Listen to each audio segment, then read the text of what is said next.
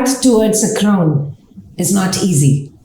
Especially, you're talking of a beauty crown.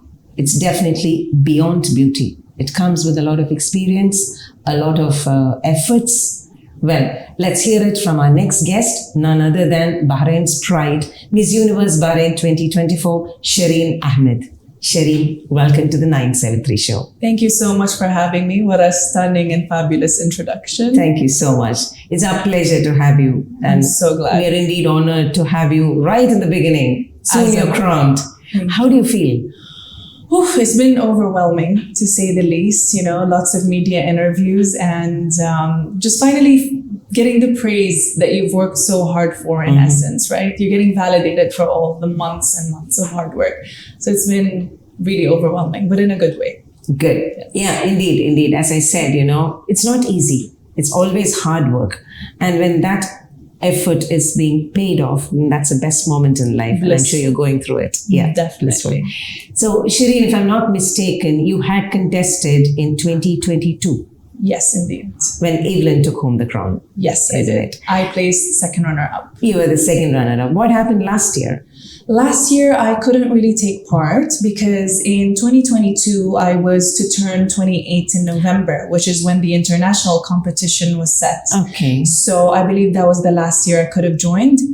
But this year, they announced the new age limit removal, as well as the inclusion of mothers. And now I'm able to join, and now I got to win the crown. Okay. Alhamdulillah. All right. Yeah. So tell us about the journey, Shereen. You said it was not easy, and we all know it's not easy. It's just not the glamour or the glitz that you see. There's a lot of effort that going into it. Which is the most tedious part? Let's begin on that.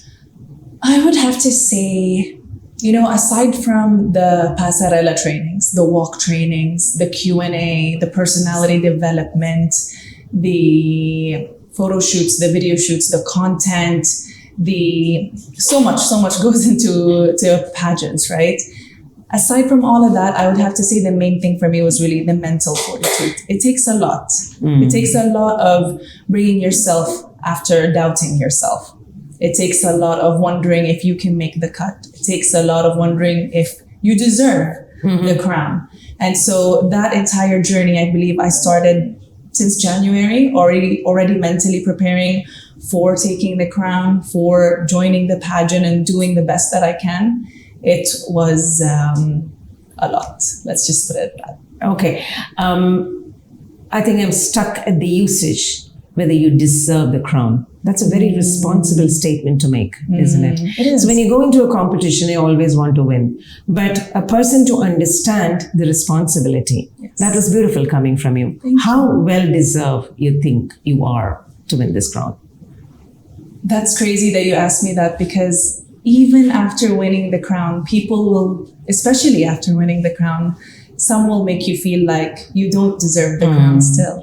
That's the world. That's the world. Yeah. And this is when the tests of everything you were doing in the journey to getting to this point will really come in. And of course, the people that you have around you, the support system. And I had to ask myself this question. And ultimately, I answered to myself, yes, of course I deserve. Definitely. I put in all the hard work. I put in 110% of what was expected of me. And I've come out a much stronger woman. You know, I've come out really less doubtful. And I think with or without the crown, that was actually more of the goal in itself rather than the crown. Beautifully said, you know. You've come out a stronger woman. And I think that should be the goal of every woman, irrespective of what they are contesting for, be it a crown or be it a position or be it even in your household. You have to emerge stronger. The experiences, I'm glad that has brought you out. You said you started your preparations in January. So it's a 1 year, almost 9 months long. A very long, tedious journey, but worthwhile. Okay. It's because I believe I saw the registration openings. I could be wrong, but perhaps it was December or January. And at that point, I was already watching the journey of Miss Universe Philippines 2023, Michelle D. And it was inspiring to me. This was way before I found out that I was now going to be able to take part again. I thought I had shelved off pageantry completely. And then I saw her journey And then I heard that. And then from that moment on, even after I sent my application, not knowing if I was going to even make it as a finalist, as a candidate, you never know. Lujin made such an amazing reign that it was a wonder to me how many women would have joined and would I be able to make the cut again this time. And thankfully I did. And thankfully how many were there? Like how many total contestants were there? I believe that from the blind introductions, we were cut down to 10. And then we were cut down to, I could be wrong. Were we 7 or 8? I believe we were 7. Last time it was 8, so it should be I believe 7 or 8. 7 or 8. I'm a little, overwhelmed, like I said, at the moment. So I believe it's between 7 to 8 because I think a few people had also dropped out for personal reasons. So.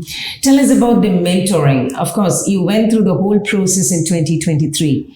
Was it any different? 22. Was it any different in 2024? A lot different. And like I said earlier, that was the main thing. You know, what was the reason? I assessed myself and what I did in 2022. Though there was effort, I believe my head was not in the right place. My heart always is. My head was not.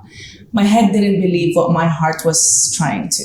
I wanted to believe I was confident. I wanted to believe I could be the role model. I wanted to believe that I was ready to represent Bahrain. But now in hindsight, I don't think I was. And like I said, that was really what I had to work on this time. And that means listening to podcasts, self-improvement, podcast upon podcast, watching your show, your interview with Lujane, seeing how previous queens made it, looking at women that I really admired. What was it that I admired about them?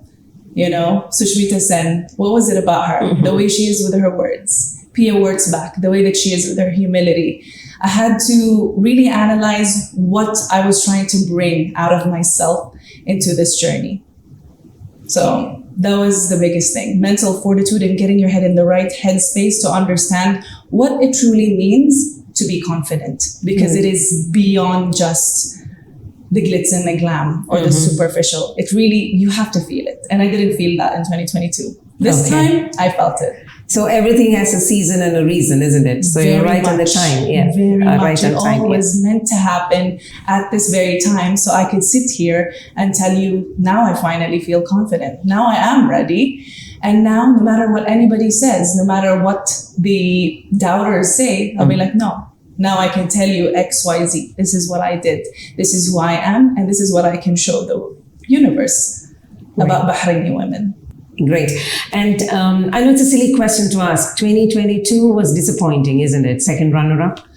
I wouldn't say disappointing now. Of course. No, I'm not asking of now. I would come to that. Okay. But then, wasn't it? Then, close to the crown, isn't then, it? Of course. You know, it was a dream of mine, of course. At that time, I was thinking to myself, it would be nice to be able to. When you join a competition, you start getting into the headspace of imagining how it would look, right? What would I do? What's the content that I would share? What areas would I show the world about Bahrain? What things do I want to highlight? So it was a little bit disappointing, but in time I got to realize. Yeah, isn't it beautiful that, it got delayed, but you got it now. You're living the moment now, isn't it? The best thing ever that could have happened. So delayed gratitude, I owe everything to that. It's just, it hits sweeter, actually. Yes. Tell us something about your family, Shereen. Ooh, well, I was raised mostly by a single mother. She is Filipina and my father is Bahraini. They were divorced from when I was very young, but they always kept very cordial. I wasn't really around my father that much. And of course, I think that shaped the way that I was in my earlier years as an adult, as a teen, navigating through life, right? You hear a lot about people who, when they lack a certain parental figure, they tend to go astray or act a certain way or enter into toxic situations, if you will. And I think I dealt with a bit of that until I did my own introspection. I did my own self-healing. I went to therapy and really looked around me to see what it was that I could do to exit that mindset so that I could become the better version of myself. That's a brave journey, and thank you for sharing this. Many out there would love to hear this. They want to hear this because it's easier said than done. Yes. And I could see that you went through it, the brave woman in you. Congratulations again. It's a very deserving crown. Thank you so much. You said your mom is a Filipina, so obviously you speak Tagalog, right? Of course. What do you have to tell your community? Oh, Which is a very vibrant and lively community. I love the Filipinas in Bahrain. thank you They're so so beautiful, isn't it? much. Thank you. They're amazing. They have been instrumental. Their support right now. They really, when I feel down sometimes, I look at the comments of the Filipino community and I'm like, thank you. I am back on track. So what can I say to my fellow Filipinos? Maraming salamat po sa inyong lahat. Talagang nakakataba po ng puso, lahat ng suporta nyo. Nababasa ko po lahat ng comments nyo and I'm really, really, really grateful. I'm doing this as much as, for Bahrainis and the Filipino community as well, of course. Beautiful. And something about the Bahraini woman. You now represent the Bahraini woman. Yes. And I'm sure you're proud. And this crown brings a lot of responsibility. And you're going to represent a country that has been always proud of its women. How do you feel this? Because your predecessor, be it Lujane or be it Evelyn or before that, they've been busy throughout the year. I remember calling Lujane for several of the events or programs. She says, I'm so sorry, I'm here doing this, I'm here doing that. So this year is going to be busy for you. Projecting the country's image as a woman of the country. How do you see this responsibility? I'm sure this year is going to be tougher than the preparations. I imagine it to be, but hopefully I feel somewhat prepared for that. I think, again, with the mental preparation that I've taken on, I knew that whichever room I step into, I'm now not only representing myself, but I'm representing every Bahraini woman of every background, every biracial Bahraini woman. There's a lot of us. Every Bahraini Filipina woman, there's also a lot of us. And I'm really, I hold it with such pride that I'm sure it wouldn't go anywhere negatively. Like I look to see it with a positive light, and I'm sure it will be great. Yes, you represent the true Bahraini woman, and the responsibility is there, Shereen. All the best to all your future endeavors. Now, coming to one last question about your profession. What do you do in life? And was this pageantry somewhere in your dreams and goals ever as a child? Did you want to compete for a beauty pageantry at any time? Funnily enough, no. I actually always wanted to be a writer. Yes. Okay. Do you write? I do write, Okay. yes. Yeah. I used to write poetry a lot. I still try to dabble in it a little bit sometimes. And my dream was always to be a published writer. I've yet to accomplish that. I hope to be able to do that in the next 5 to 10 years. Mm-hmm. But that was always my goal. And somehow that led me to presenting after graduating with a journalism degree in Dubai. Mm-hmm. And pageantry was something that kind of came out of nowhere. Okay. Of course, it was always in my vicinity. I am half Filipino. You can't avoid it, right? They're obsessed with pageants. But it wasn't ever in my interest until 2022 when Bahraini women, sorry, not 2022, 2021, after Manar Jasdayani took place. And I thought, oh, so we're allowed to compete now. Mm-hmm. And I think it never crossed my mind because I never saw it as a possibility because Bahraini women were never seen in these stages and in these platforms. So I think that's one of the reasons why it's so great that we're doing this now. I am the 4th one, and I'm grateful to the organization for opening up this platform for all of us Bahraini women so that hopefully in the future more and more women can take part. Right. And we will not conclude this show without this question because many out there would want to hear this from you about beauty pageants, Thank you. It's a divided opinion, isn't it? Of course. What is your take, Shereen? Do you really think we need beauty pageants? In the beginning, I am not going to lie, I too had the same sentiment about beauty pageants. But I think, especially with the new era of pageantry, we are moving towards a more inclusive side of pageants. It's more focused on advocacy, your voice, how you use your voice, how you raise your voice on things that matter to you. And it's about you as a person as opposed to what you look like. And for that, I believe it is not important. It is up to you if you would want to deem it important. For me, I found it to be a great tool and a platform to learn how to grow in the areas that I need growing. In this case, I told you it was for confidence and truly believing that in and out, from the inside and out. So I would suggest it to anybody who needs a little boost in their confidence, who wants to take their advocacy further. I know that's also another reason I did it, because I've always had plans to push for my advocacy, which is to help raise awareness on single mothers in the Middle East and their plight, and helping get them the essential needs that they require. And now I feel like I have the platform to be able to share that message and hopefully help more women in the future. Interesting. And also, I think nowadays the barriers are breaking down. Like, the age limit is being extended, or the mothers, the married women. There's a lot of category, unlike the good old days where it was limited to a certain age set. Yes, and as you rightly said, these pageants and the crowns and the titles can be used for the future, for the benefit of the larger humanity. Precisely. It is a good step in whatever direction you choose to take. Yes. Anyone special to thank for this achievement? I know there's a long list, but then who would be on the top of the list? Definitely it would be my mother, because she's the reason for all that I do. I work so that I could provide for my mother. I think it is every Filipino and Bahraini child's goal in life, right? To give back to the people who gave back to you the most, your parents. And of course, it would have to be also my best friends, Heidi and Aqsa, and the people everywhere, from the walk trainers to DSE to Pete to Nikki. They know who they are.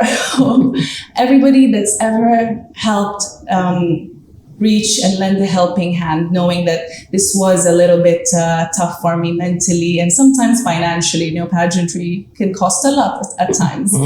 And I do want to just thank each and every single one of those individuals, because that has made genuinely all of the difference. Something which I would pick as I conclude this conversation, it was a beautiful conversation, of course. You portrayed the Filipino community so beautifully well. I could see that sparkle in your eyes when you spoke about the community. Of course, the Bahraini side remains. You are the true blue Miss Universe Bahrain sitting in. But then the way you portrayed your community, the way you spoke about them so high, so beautifully, that's amazing. Hats off to you, Shereen. Thank you so much. Thank you so much for joining us on this episode of The Next Guest. We're indeed honored. And as your name means in Urdu, and I think in one more language, Sweet Shereen. That was Sweet Shereen with us on this episode of The Next Guest. Until we meet the next inspiring guest, this is Rajiv Unikrishnan signing off.